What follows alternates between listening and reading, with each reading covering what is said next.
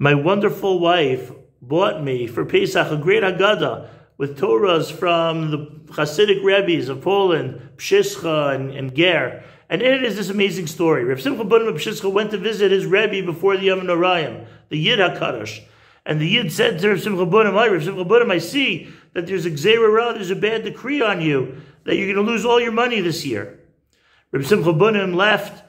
He knew that his Rebbe saw what he saw. He was fearful for what was going to come this coming year. And sure enough, his wife, Rivka, got sick, and he spent all his money trying to figure out how to heal her, what medicine might end up working, and which specialists might have the key to solving this physical ailment.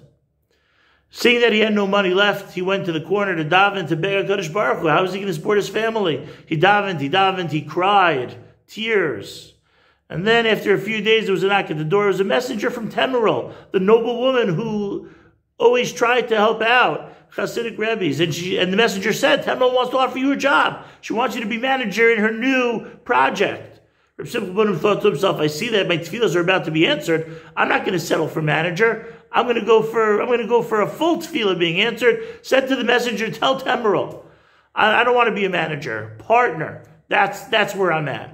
So the messenger kind of giggled. He's like, okay, why would Temerel want to partner with this guy? But when he went back to Temerel said, yeah, of course, let's partner.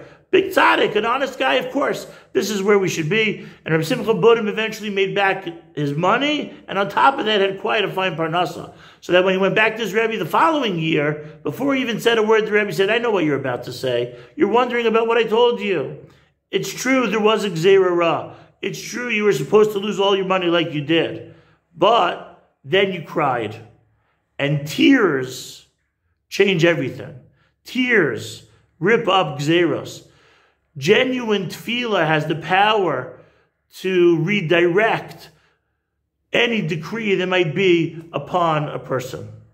This week we start, the Parshas says, Kedoshim to you. What amazing words. Because when we wake up in the morning and we ask, what does Hashem want from us? I hope that Kedusha is an aspiration, is our goal for the day. So here it is. Hashem says, Daber al kol das b'nei Yisrael, v'amarta alehem kedoshim to you. Be kadosh. And we're on the edge of our seat. Okay, so what do I have to do in order to be kadosh? And then the Torah gives us a list of endless mitzvos. It would seem that the first ones on the list probably might be the most impacting on our kedusha. What's the first one on the list? Ish aviv v'imo tirao. That a man should fear his mother and father. How does that get us to Kedusha? Okay, it's an important mitzvah. Kibbud Av V'Em is number 5 on the top 10 list. But what is it about these mitzvos that lead us to Kedusha? So the Gemara tells us that Abaye was happy that he didn't have parents, because he didn't have to then worry about the mitzvah of Kibbud Av V'Em. Because as great as that mitzvah is, it's so challenging and so difficult. So Abaye, of course he would have loved to have his parents. The parents' favorite people in the whole world. But the weight of responsibility of that mitzvah is so great. So maybe we could say that the Torah is giving us the order of mitzvos that if we succeed, that will enable us to be kadosh. And what's the key, what's the common denominator behind all of them? Is that how much effort, how challenging are they? If a mitzvah is challenging and we succeed, boom, we get kedusha.